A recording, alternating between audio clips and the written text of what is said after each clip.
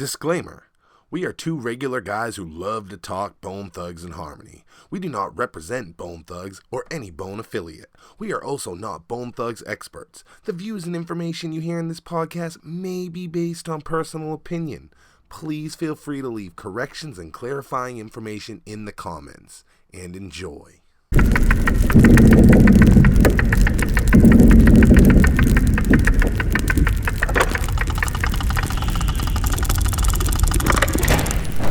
So it is unfortunately the holdback, because if those same songs were put out by somebody else that wasn't Bone Thugs, if somebody could create those same songs without being Bone Thugs, they would probably be one of the top acts right now. But it went completely under the radar. I do hope that we see another Bone Thugs and Harmony record soon.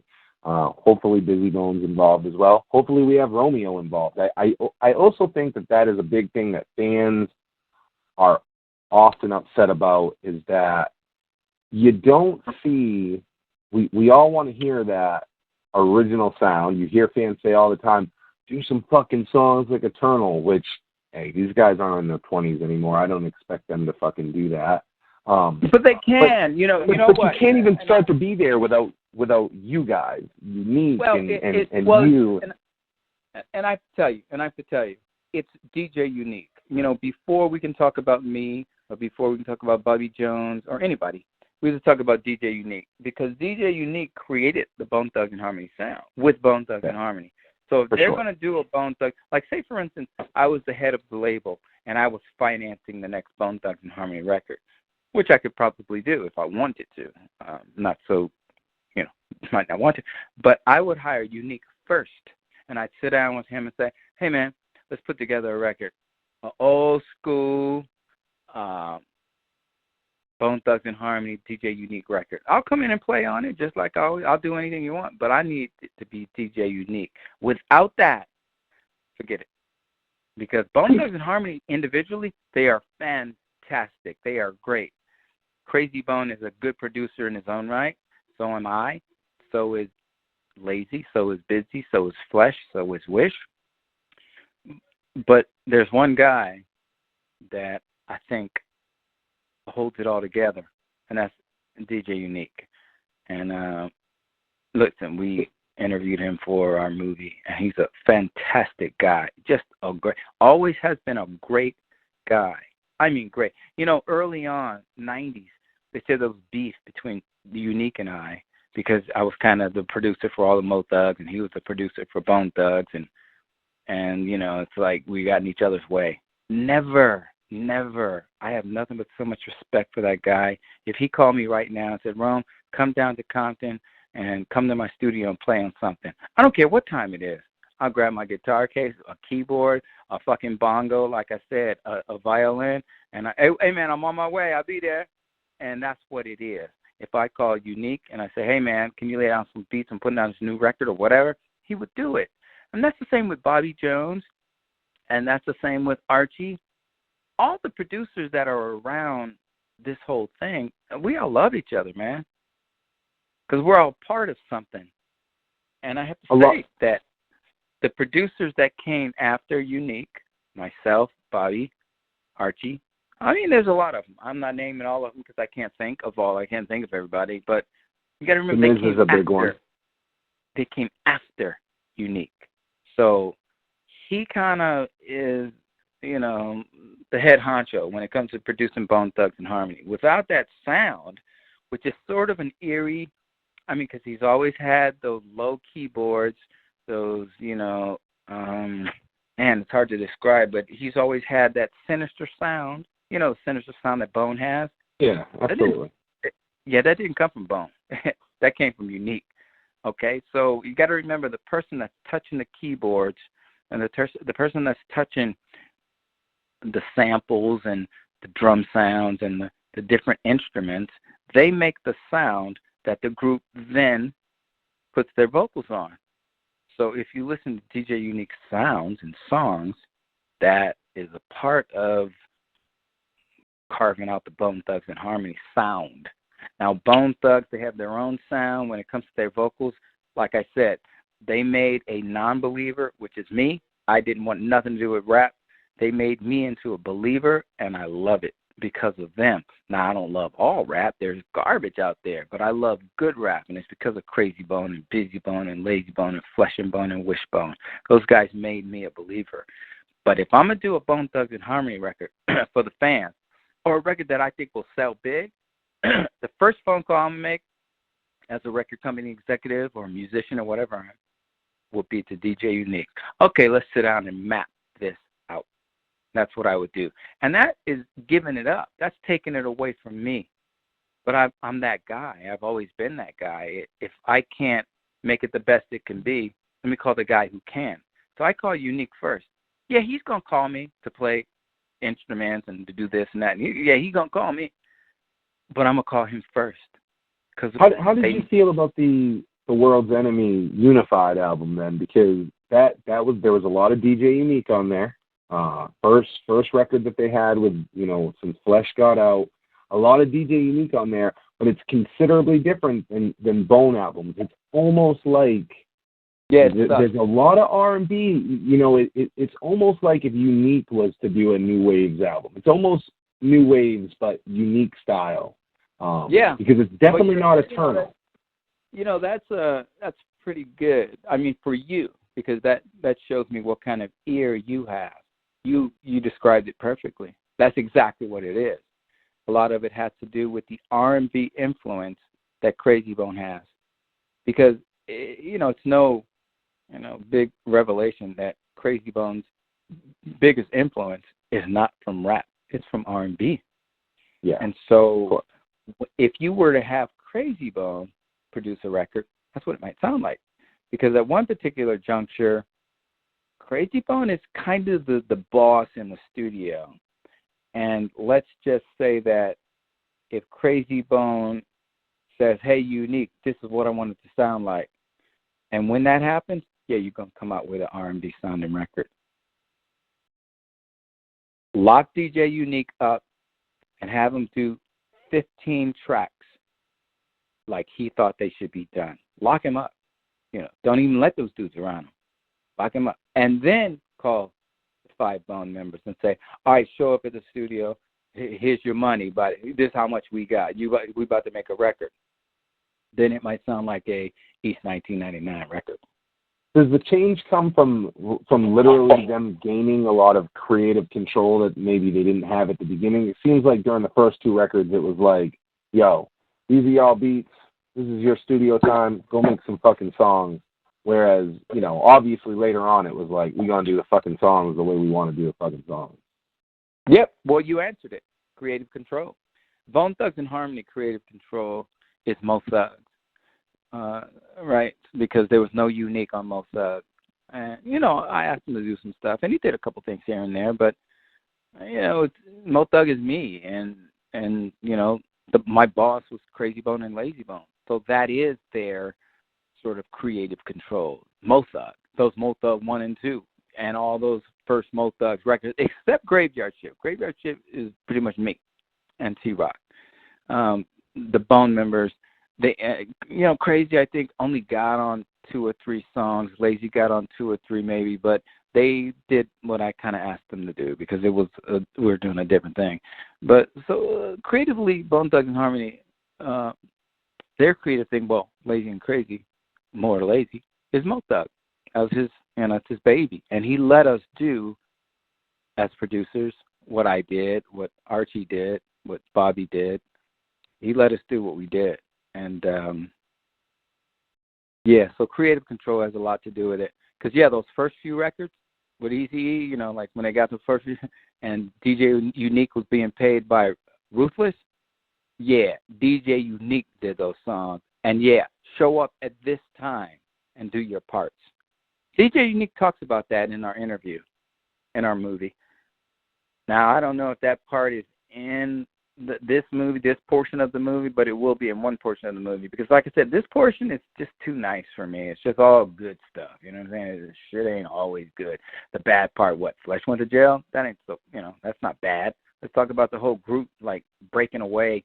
You got Crazy Bone and Wishbone touring in Canada. You got Lazy Bone and some of the Mo Thugs touring in South America. I mean, that to me, that's when Bone Thugs and Harmony had their hardest time, was when, and I know why that happened.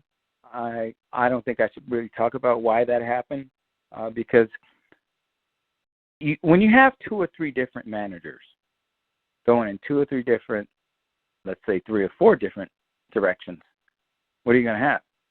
You're going to have what happened. They broke up, kind of. They never broke up, but they go in different directions because one of them is booking one guy over, 2 guys over here, 2 guys over there, 1 guy over there. Busy Bone is a superstar doing his own thing over there.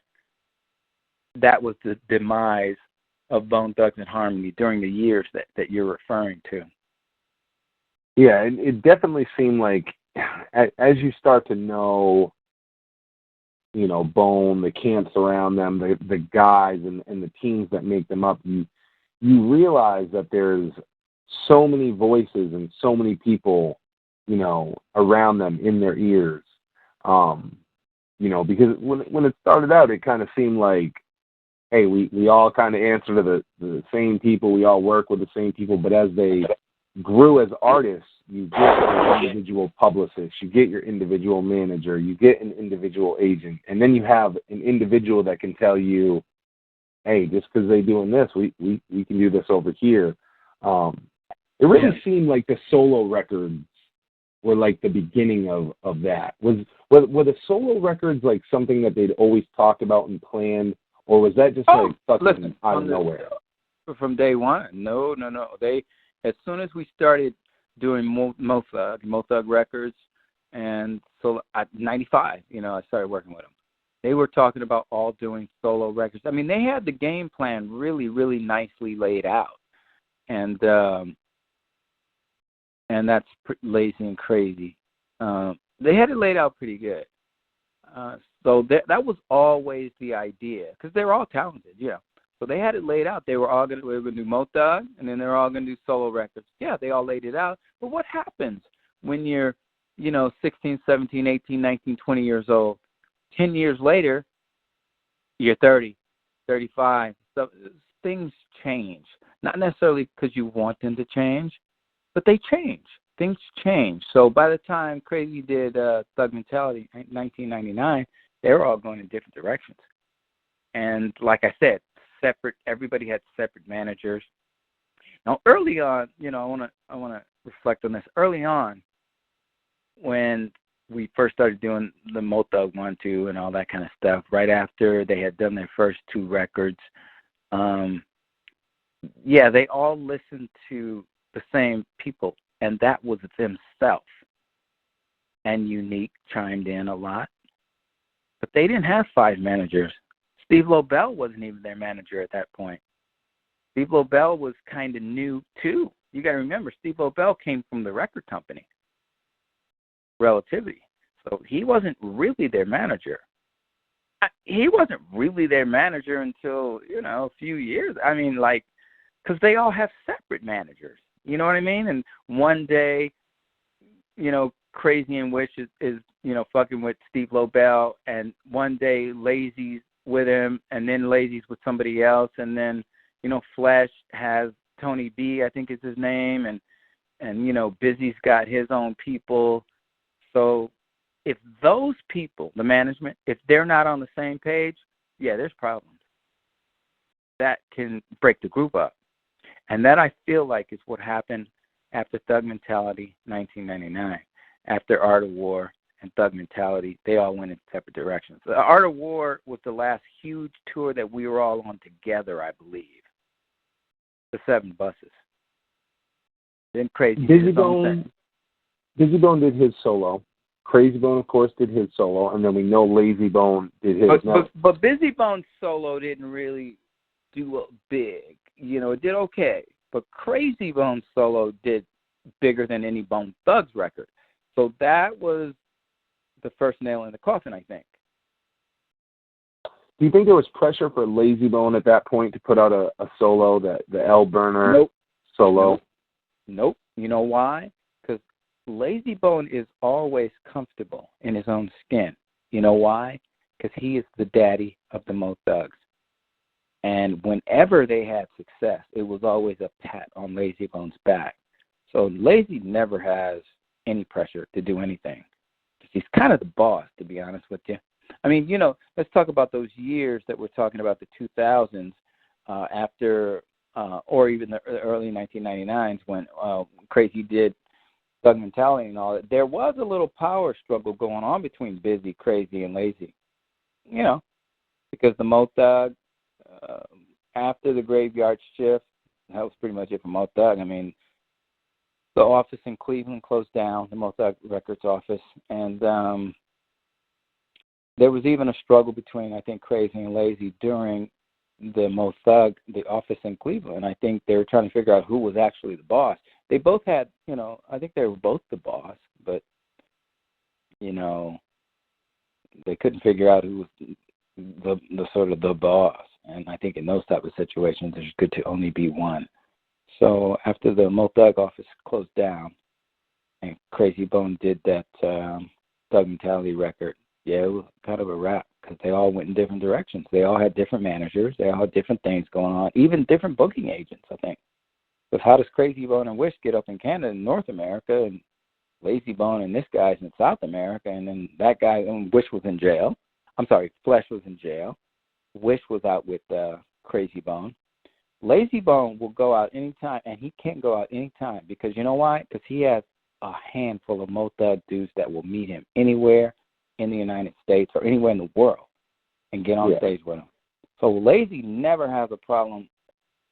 I mean, you know, like I said, man, Mo Thug is, you know, it's funny when you say, you know, Mo Thugs is a label. A lot of people will tell you it's not a label, and then you say, you know, well, is Mo Thugs a thing? And they're like, oh, Mo Thugs is still very much a thing, and they'll start to name off, you know, Mo Thugs, and you really know that even though it's not technically like an active label, like Mo Thugs was like forever.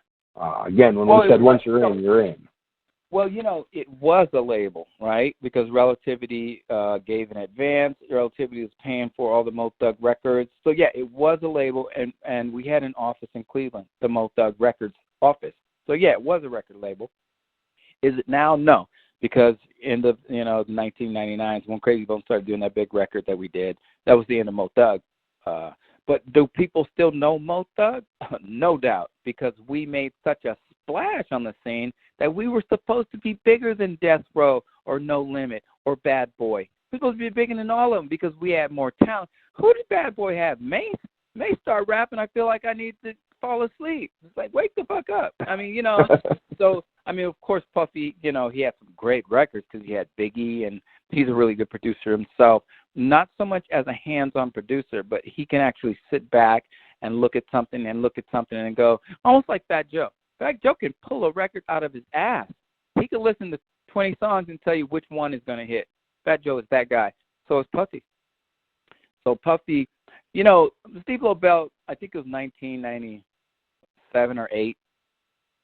Biggie had died. Tupac was dead. So Steve, we were at Madison Square Garden, Bone, Mary J., you know, big concert, big tour. And Puffy was there because Mary J. was signed to his label. And Lobel tried to get me to hook up with Puffy. I'll never forget it. Rome, there's Puffy. Rome, there's Puffy. I was like, and? What are you trying to say? What? So what? And see, I was still in the musician mentality. I really was. So when somebody said Puffy to me, I yawned. I was like, who gives a fuck? So what? And Steve understood the music industry, well, the rap side of the music industry better than I did. Rome, that's Puffy. Rome, that's Puffy. Come here, I got to introduce you. You and Puffy could be big together. You and Puffy, Rome, you could play everything. Puffy's the man. I was like, yeah, I don't think so. And I said something that I would probably regret, but I said it anyway. I said, hey, man, because he had just been on some magazine as like the producer of the year or some shit like that. And I said, that seems to be the Bone mentality, what you're explaining. I mean, you know, you've said it repeatedly in this interview. A lot of the guys have had opportunities where you could have said, man, fuck this shit and walked away, but everybody chooses to stay. Yeah, it here. they choose to stay. And so, like I said, Steve is a great networker, and he knows a lot of people. And some like him, some don't. I don't really care either way. But me and Steve had a thing going on. We made a lot of money together because he would kind of pimp me out, which is, cool. It's like a manager. I was like, please do. So he was trying to hook me up with Puffy. And I never liked his, I didn't like the records. I didn't give a shit about Bad Boy. I cared about Bone Thugs and Harmony. And, I'm from New York, but I was more of a West Coast guy, and I love Dr. Dre's productions, that kind of shit, right? Get with Puffy, you and him together. I was like, yeah, whatever. And then I said something, like I said, that I might regret. I might have regretted. I don't know. I don't care anymore. But I said, hey, man, so producer of the year, Puffy, huh? Because he had done Mary J. and a bunch of big records. And Steve's like, yeah, man. I said, okay. See that piano right there? I will be his slave. I will wash his car and shine his shoes. He just got to do one thing for me. What's that? Show me the middle C on that piano. Otherwise, kiss my ass. And I kept walking. Because we know that he cannot show me the middle C on the piano. He doesn't know music. And I didn't respect people that didn't know music. A little short-sighted on my part, for sure. But I'm a musician. How are you going to say somebody's producer of the year and they can't play 4 chords on a piano or a guitar or even sing? You're a what? You're a musician? No. I think he's a great entrepreneur, Puffy is. Now, if Steve would have came at me like that, I would have been like, yeah, hell yeah. Musician, though? Nah, man. You know what I'm saying? Entrepreneur? Oh, yeah. Big time. So you got DJ Khaled right now. He's killing it, right? DJ Khaled. And I don't know. I don't really, we the best music and all that shit. When I hear it, I just get a headache. So I'm like, I don't really care. Puffy was that dude in the 90s. Yeah, that's how I sort of look at it. Puffy was we the best music, Big Mouth, sort of dancing around like Suge Knight said. If you want your producer or the owner of your label dancing around on stage, call Bad Boy. If you want to be a real artist, come to Death Row. And I was of that same mentality. So I wasn't really, I met Puffy, of course, talked to him and everything like that, and I wasn't really impressed or anything like that.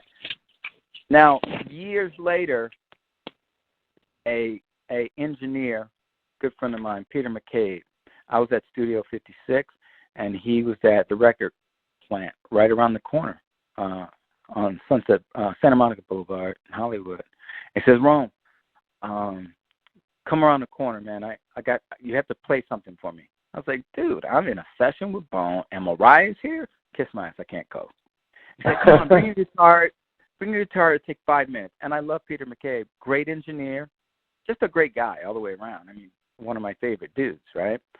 And I said, all right, I'll do it. So I said, Steve, I got to run around the corner and play this little part for my dude. Steve's like, no, man, you got to be here. I was like, I got to go. So I ran out the door with my guitar.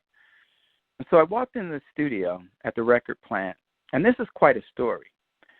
And I saw Peter McCabe at the mixing board. I said, Peter, what's up, man? I'm around the corner, and, I got my Bone dude, Mariah there, some big people.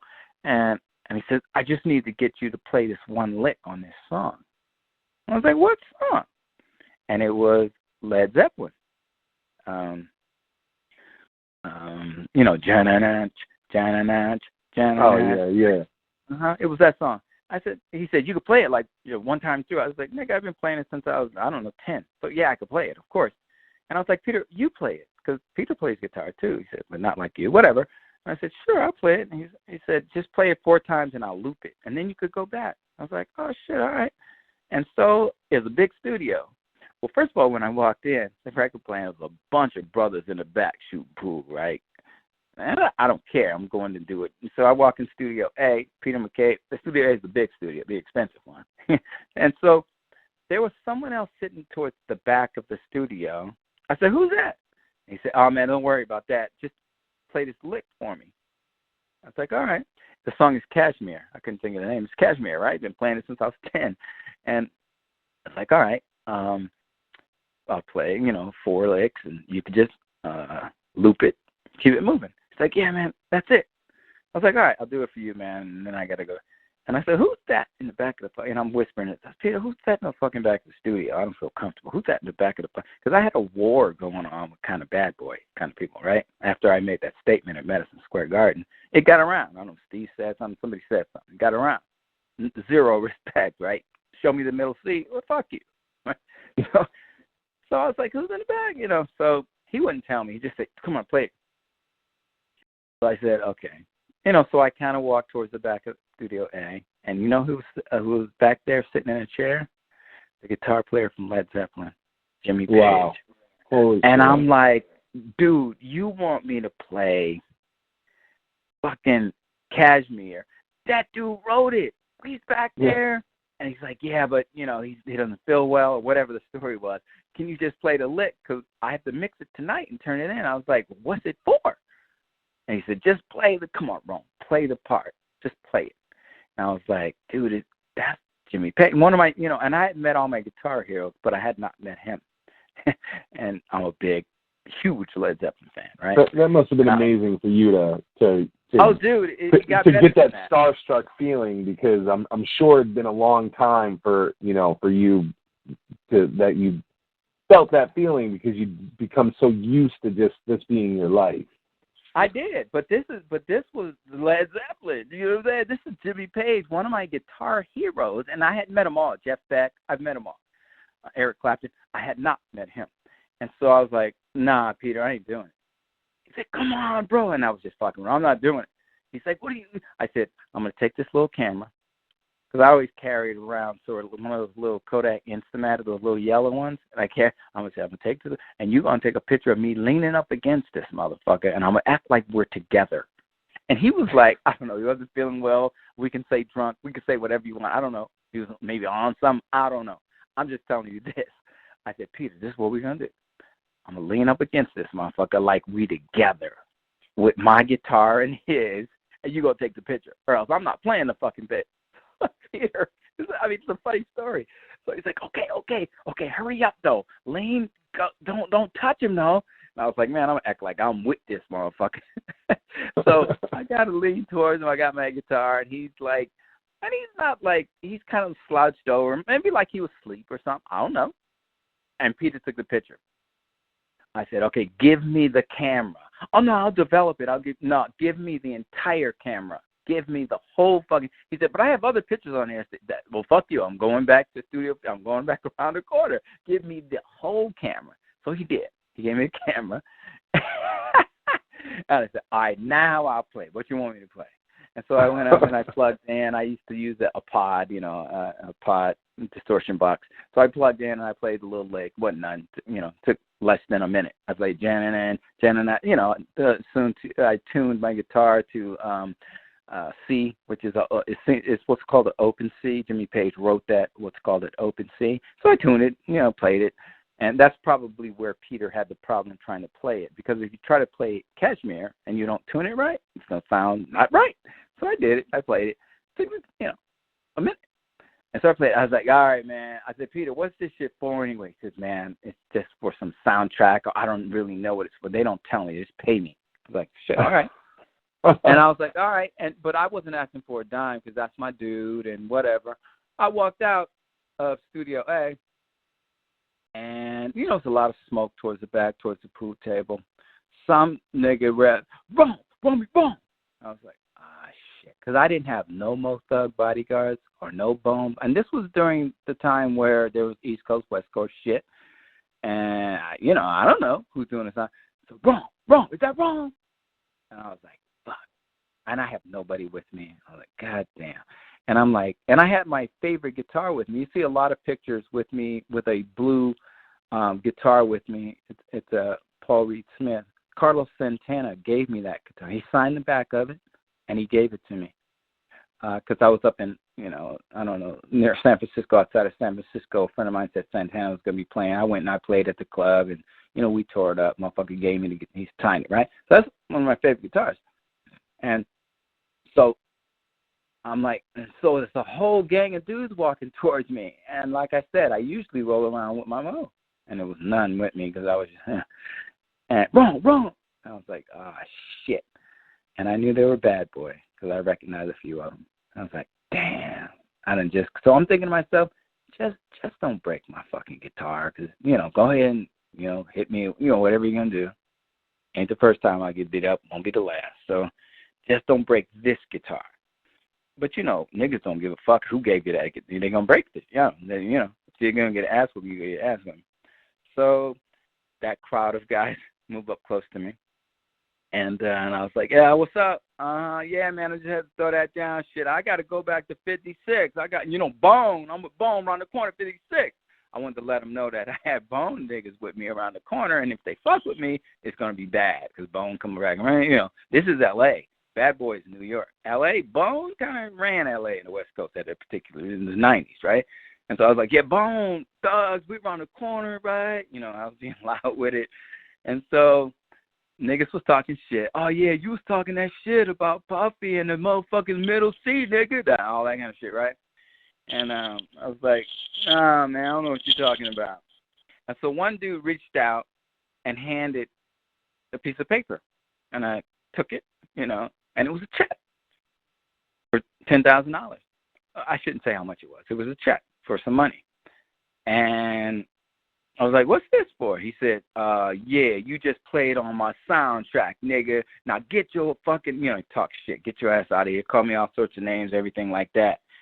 And I was like, damn, well, and I have to say I was mad. I normally might have ripped that check up and thrown it away. But being, here, go outside. Let my dog out. Being so upset. Come here, Jack. Come here. Come here. Come here, Jack. Okay, take your bone. Go outside. There you go. Sorry about that. Let my dog out. Oh, you're good. And so, because my feelings were hurt at that point. Because, they had heard I was talking shit about Puffy, whatever, this, that, and the other. And well, one of the guys from Bad Boy handed me it was a Bad Boy check. And, it was worth a certain amount of money. And I was like, what's this for? Well, today, you're my bitch. I was like, what? Because I had already played on the song. So the bottom line is, if I knew it was for Bad Boy or Puffy, I would have never played on the fucking song. Because, we didn't, I didn't like him. He didn't like me, but I don't know, maybe I was the guitar player in the neighborhood, but definitely the best one. And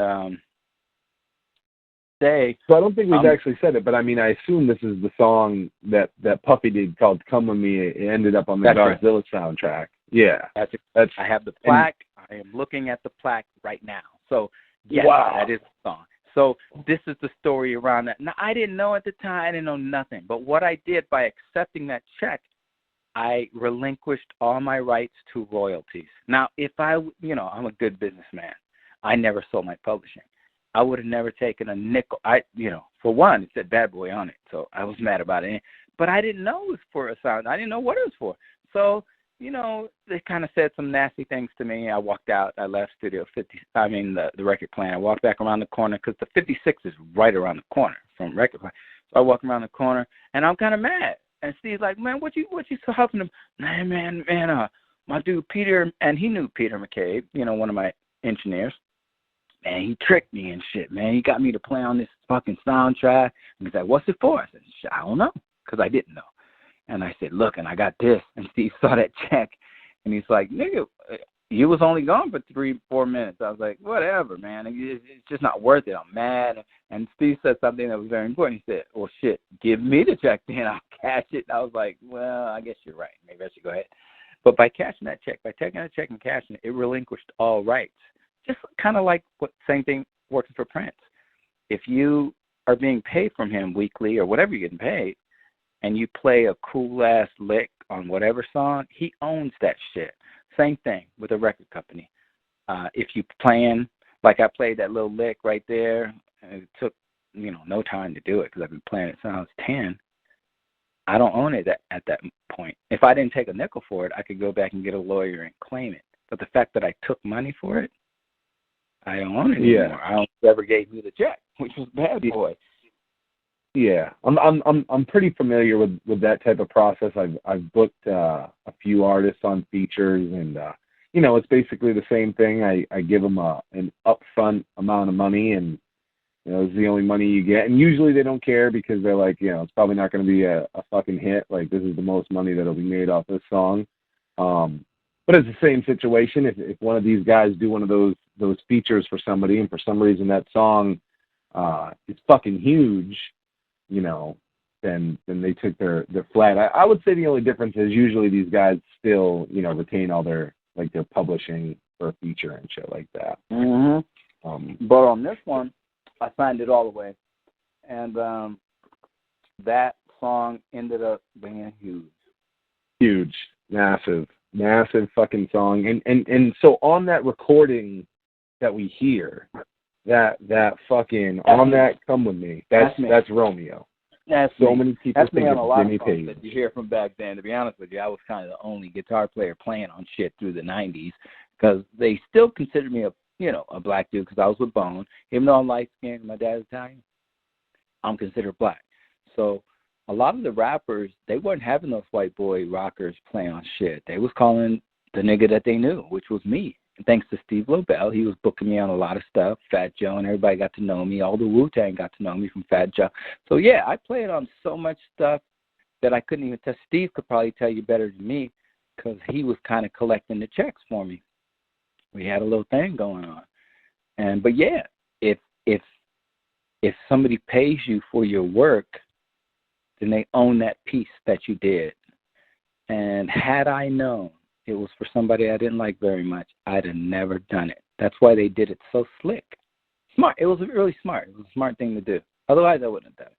I would have said, you know what? You played your fucking self. Kiss my ass. Because I was also stubborn at the time, and I was pretty rich. I enjoy that.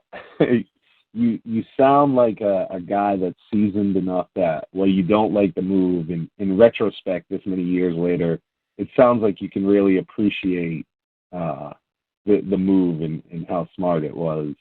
Yeah, it was slick. I have to say yeah. I was mad about it, but when me and Steve were talking about it, we had to both say how slick it was. Because it was pretty fucking slick, because I would have never done it.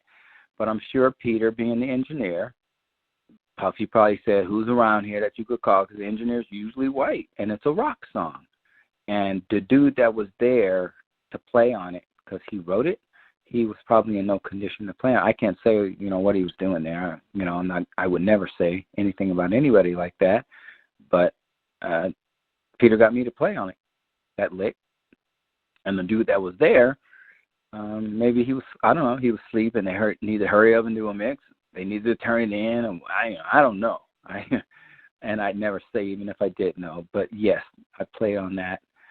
And I didn't really know how big it was because I was so busy with Bone and Crazy Bone at the time that I didn't know how big it was till I saw the shit on MTV.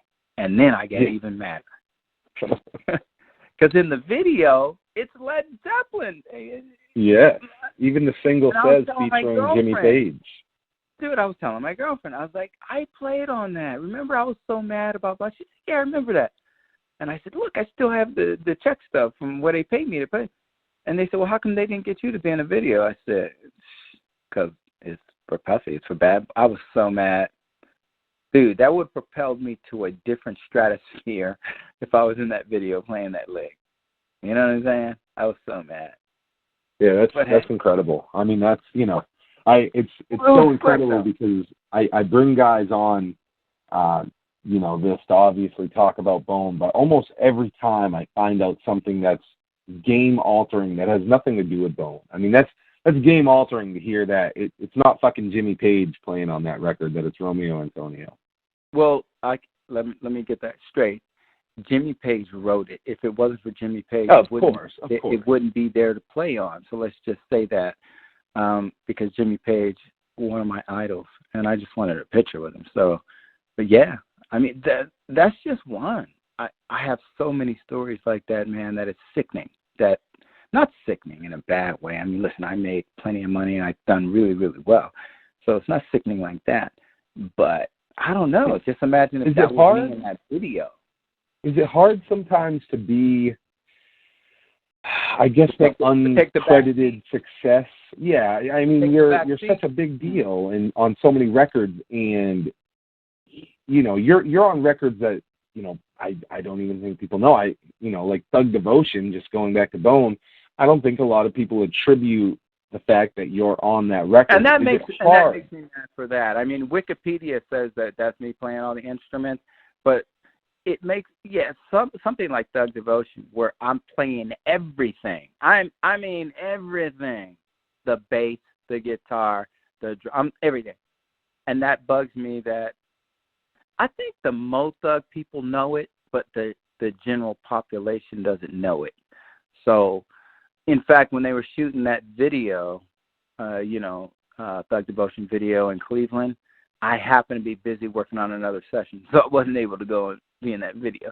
So, yeah, there's a lot of things that, that kind of, later on in life, you're like going, you know what? Because just say that song, that Come Go With Me song, the Godzilla. And I actually, by the way, did 4 songs on the Godzilla soundtrack, which I didn't even know. I have to look at it because I'm looking at the plaque right here, and I didn't get the plaque for Come Go With Me because I sold that. I sold the rights to that one. Of course, I get a plaque anyway because everybody knows I played on it. But I played on quite a few songs on that Godzilla soundtrack.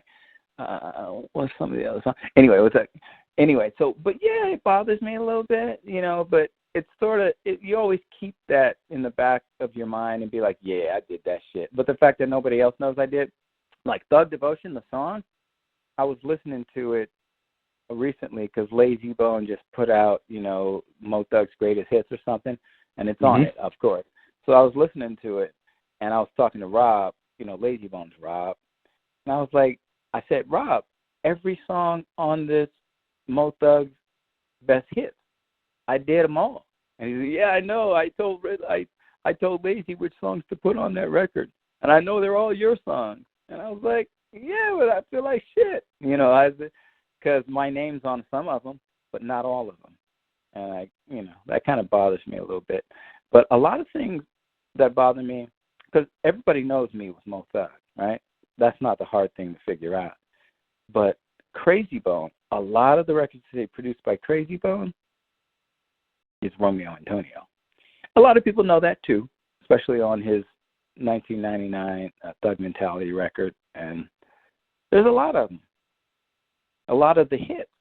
I mean, it's been I'll tell you right now that I was pretty aware. I mean, I think just from our conversations, I was pretty aware of you and what you did and how much you did with Bone, but I had no idea how much you did with Bone until I started to dig in, until I started to talk to you, finding out, shit, Romeo was on this. I had no idea that you were even on this record. Again, that goes back to the reason I was their, music director on tour.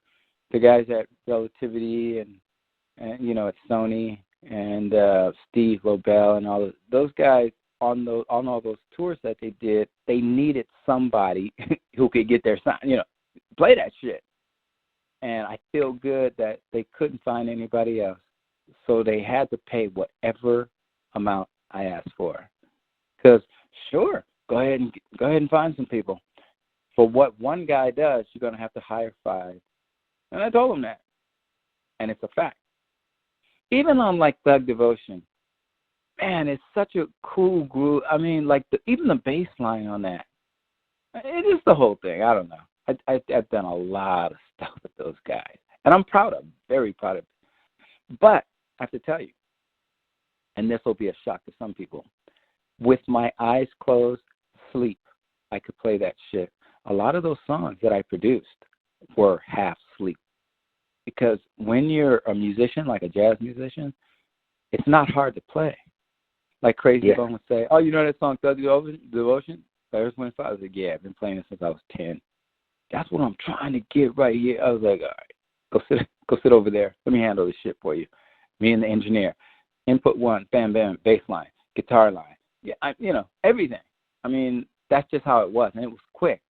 And that's the other thing about it. People probably wouldn't know how fast I laid down. I would do 5 songs a night That's how easy it was for me. And people probably Wow. wouldn't know that. Yeah, 5 a night on it. That's what I'm saying. We have so many songs that we never actually put out. Just me and Crazy Bones, so many songs. Me and the Mo Thugs, so many songs. Me and Lazy Bone, so many songs. Because 5 a night, as long as they were paying those invoices, shit, you know. I get to the studio around 2, 3, 4 in the afternoon, go all night. Just fun. It was fun. If you think about it, it wasn't like work. It was just fun. Let me change gears just a little bit because there's a couple things that I want to make sure that I get in before we wrap up. I got a couple more bone things, and then I actually have some specific questions about you. First, I was just looking at films you're involved with. Of course, the Bone ones stand out. I saw one that was kind of interesting to me that I wanted to ask about. I saw that you're connected to a film that looks possible for the future called BTNH Leatherface. Is that right? Yeah, Bone Thugs and Harmony Leatherface. Mm-hmm. Tell me about it. I think that's the first time I've ever seen anything about it. What that's is that? You know who Leatherface is, right? That's Crazy. Yeah. That's his alter ego. And so that is an animated movie. And it's about Crazy Bone and his alter ego. And Leatherface. You know who Leatherface is? Halloween. Leatherface is a killer. Well, sawed off, called him Leatherface. How many times did Crazy Bone say that in lyrics? That's him. And so, I don't know, it was a couple of years ago, I was talking to some dudes from like DreamWorks or some animated thing, and they were like, you have a project you want to do, bro? I was like, yeah. And I called Crazy. I was like, Leatherface, you want to do a Leatherface? And he's like, what you mean? I was like, animation. He's like, hell yeah. So that's how that came to be. And listen, it's at the infant stage because I haven't written it yet. I haven't planned it out or anything, but that is a animation about Crazy Bone, Leatherface. Hey, that's dope. I think that's something exciting for the fans. So I did just want to get that out there. Going right along with films that you're involved with. This is a big one. Sam Cooke biopic. I was hearing about that. I knew you were involved with it. I saw that there was a lot, and then it just kind of, I saw it go away. Is that something that we're still going to see come out? I know you were really, pushing that heavy for a minute.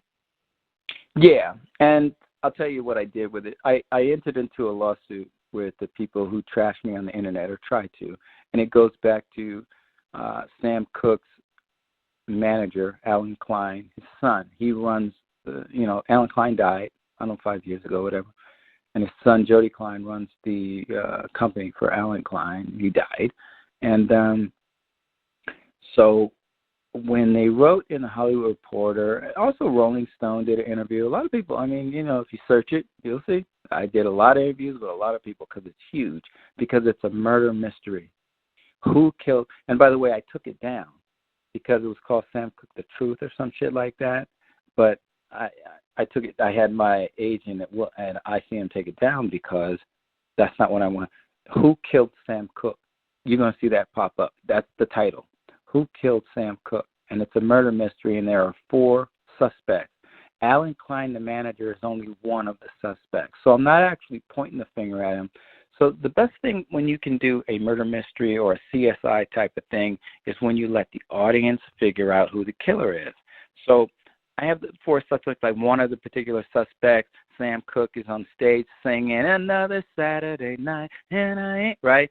And some girl is looking at him, and he's looking at her, and he's like, and they have but to do. And this is actually the opening scene of the movie. Check this out. I'll fly through it. The opening scene of the movie is we're on stage. Sam Cooke's on stage. And you never want to do a whole song in a movie ever because you're going to lose your audience. They don't give a fuck. If they want to hear the whole song, they'll go buy the record, they'll download it, right? So it's the end of one of his You Send Me or one of his love songs. And it's the end of it. And so I show that stage for a minute with Sam Cooke, for not even a minute, 30 seconds. Then we reverse the camera and you zoom in on this girl that's got crazy eyes for Sam Cooke, right? And she's just giggling and all this kind of shit, right? It's the normal shit. Then we go back to him, and he's pointing at her, and he's singing, and it's sexy, right? Then we pan over to the dude standing right next to her, and we zoom in on her, and this nigga's mad, fuming. He's like under his breath, nigga, I'm gonna kill you, nigga. And then, so we pull out a little bit, and this nigga's mad. He's looking at his girl like, why are you looking at Sam Cooke like this? Then, we pull out. He snatches her hand a little bit. He's whispering in her ear, look, you embarrassing me, that kind of shit, right? Fast cut. The end of the song is over. Thank you, good night. Sam Cooke's walking backstage. And there's Alan Klein. He hits him on the butt. Oh, you killed him tonight. And it's like, yeah, thanks, man. Then you have Zelda Samuels. Very important. Zelda Samuels is Sam Cooke's assistant, also Alan Klein's assistant. I did a 4-hour, 2-camera shoot with Zelda Samuels. She's 86. I want to hurry up and get it before she died, right? Because she told me so much about these two people, or everybody. I mean, because he managed the Beatles. He managed the Rolling Stones. Zelda Samuels was the assistant. So what do you think she was doing? She was giving everybody blowjobs. So she told me about Ringo and John Lennon and listen, the movie on her is incredible. But, I have to do Sam Cooke first. My second one's going to be, it's called Zelda, because she has seen it all. While I'm sitting there in her house up in Hollywood Hills, and I interview her, I said, Zelda, I don't want to stop, but I have to stop. I got to get some cameras in here. Do you mind if I bring some cameras? She said, no. So I called my studio, I get 2 cameras, do a 2-camera shoot, 4-hour interview. You know what she did? She pulled out a photo album with those old 60s photos, fucked up, some of them black or white. Her and John Lennon, what? Her and Ringo and her and Paul McCartney and her and, the Rolling Stones. Yes. And I'm like, oh, my God, she's the real deal. So I said, okay, Zelda, I know who you are now. I put that down. I said, Zelda, what do you think about Alan Klein? She says, well, I worked for him for 20 years. And I said, you got to tell me, look at that camera right there and tell us, did he have anything to do with Sam Cooke's death? She had him murdered. He had him murdered, she said. I was like, oh, my God. She said that in a 2-camera shoot. And I was like, so how come he didn't go to jail if he had? Well, all of the LAPD was on his payroll back then. That was 1964. And he owned a brothel on Figueroa and 48. It's still there. It's called the Hacienda. I was like, no shit. So the shit that I learned from her took me for a loop. Wow. I was like, so what happened? And she says, well, Sam Cooke, he had a bunch of really rich guys that wanted him to start his own R&B label. I said, oh, and what happened? She says, well, Klein wasn't going to lose his moneymaker, so what did he do? He had him killed. It was like, that's some Tupac shit. That's what happened to Tupac with Suge Knight, right? Because Jimmy Iovine said, hey, Tupac, you have Machiavelli Records. You're going to take Dr. Dre with you. You're going to take Snoop. You're going to take everybody with you. What happened? He ended up dead the next week. And that's a fact, Jack. I have so much proof on that, too, because I became sort of that guy, right? And so Zelda, I said, so what? Well, so he was at the diner down the street from this motel, which was a brothel. And he's having a bite to eat with this guy. This guy gave him $100,000. Back then, $100,000 in cash is probably like $10 million today. He gave him $100,000 in cash to start his own record label. So Sam Cooke always loved Alan Klein. So, I have him coming out of the diner whistling, happy, skipping, just happy as can be. Goes straight to the phone booth, puts in a nickel or a dime, whatever things were for 1964. Hey, buddy, we got it. And here's Alan Klein on the other line. And by the way, John Hamm, you know who John Hamm is, the actor? Yeah, you know who he is? Oh, yeah. He's the guy. I'll think of it in a second. John Hamm is huge. I've already got him. He was the first guy I got, actually, John Hamm, to play Alan Klein. Because, it's being shot in 1964. So Mad Men, the show that John Hamm is the star on, that was in 1960. So I thought about who can I go, So I went to him. I gave him a little pitch. He says, I'm in. I got Clint Eastwood, Rob Reiner. Everybody wants to direct it. This shit is huge, right? And it's because it's a true story. That's why it's so huge. It's like Clint Eastwood had just done American Sniper, which is a true story. And between the press, because the true American Sniper dude was shot by one of his, gun students. And that was going on. That trial was going on while the movie was being shot. So Clint Eastwood, cha-ching, cha-ching, right? That whole thing. And so I didn't know Clint Eastwood, but Billy Gerber, who was the president of Warner Brothers at one point, he works with Clint Eastwood, did Gran Torino with him. And I know Billy really, really well. And I said, hang on, where's my dog? I hear him. And I said, so he introduced me. I did a little pitch to him. I said, this is a true story. And I told him what it was. And I said, this guy killed this guy. And no, I don't want him in. He's going to tear everything up. Don't let him in unless I let him in, because I don't want him doing this. Hang on a second. Give. Come here. Come on. Yeah. Oh, he'll give it to me. Come on. Keep going. All right. Sorry about that. No, you're good. So, I gave him the little story, and I said, listen, this is a true story. This is what happened, blah, blah, blah, blah. And he says, wow, I'm in. Rob Reiner, he owns Castle Rock. Everybody wants to direct it. It's huge. So Zelda, she gives me the story, and she said, da-da-da, this happened, and right? So here we are. We open up. Sam Cooke's on stage. He walks backstage. There's a great show. Flash cut.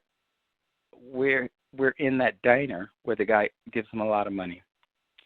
And he says, we want you to start, because Sam Cooke, if you can read about it, Sam Cooke was actually had a lot of R&B female singers and male singers, and he was sort of grooming them to do their own records as a producer. Well, then he ended up dead. So I'm like, this stinks, right?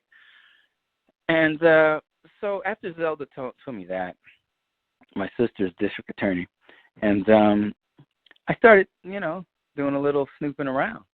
And I found 2 coroner's reports. Well, newsflash, you can only die once. So if there's 2 coroner's reports that was signed off by the chief of police at the time, there's a place called Parker Center, which is LAPD headquarters right now today. Well, it's called Parker Center because Chief Parker was the chief back then, and he signed both of them. And guess what? You can only die once.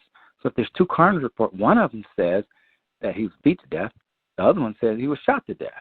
Self-defense. Ooh, shit. The hooker, the woman that ran the brothel. She was I was gonna say they believe. I think on paper or something it says something about a hotel, right? Like not a brothel, and no, it's a hacienda. Killed by the.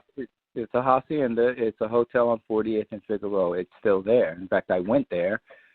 But back then, in the 60s, yes, it was a brothel, and it was run and owned and operated by Alan Klein, and LAPD was on the payroll, so they wouldn't bust it down, right?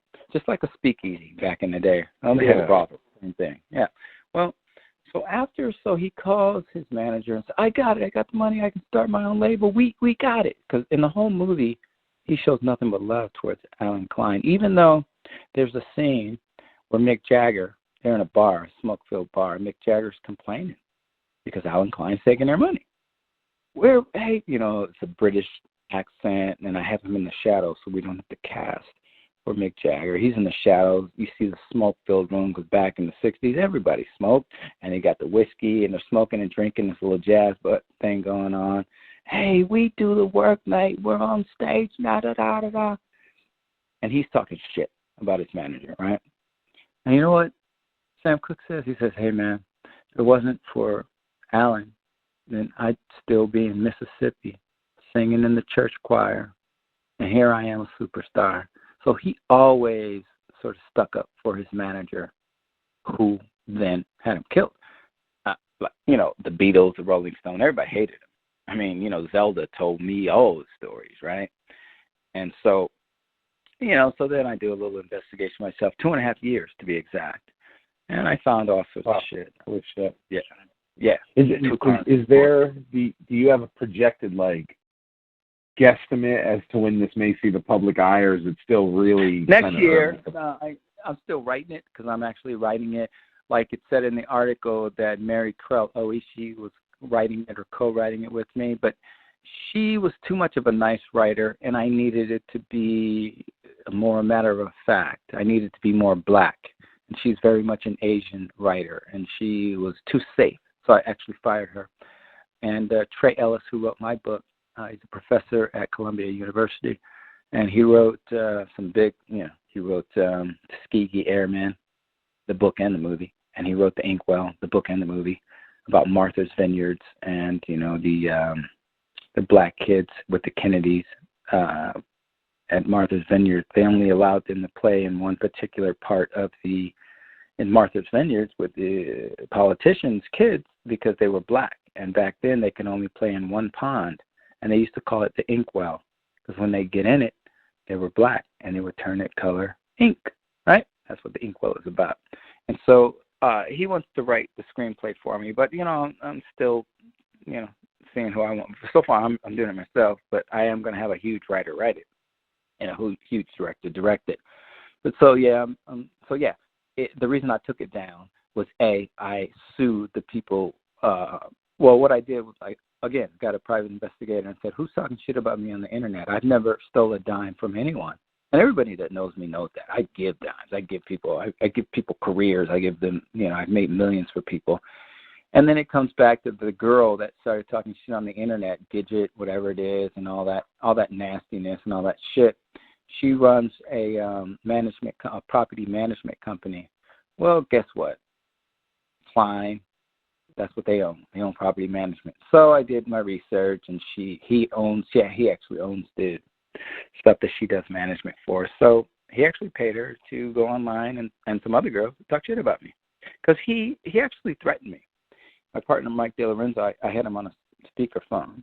I don't care about getting threatened. It's like, yo, man, you know where my studio is. I'm in L.A. Just meet me at the corner. We'll fucking throw it down like a couple of motherfuckers, Let's get it. Of course, he ain't that kind of dude, So I, did a little this and that and the other. I did an IP search. My friends at LAPD did an IP search for me. You're usually not supposed to do an IP search unless you have a warrant. But I have some friends did an IP search. Came back to the building in New York that it came from. Guess who owned that building? Yep, the client people. So at that point I got a lawyer and I sued for $30 million for defamation, libel, everything, and won.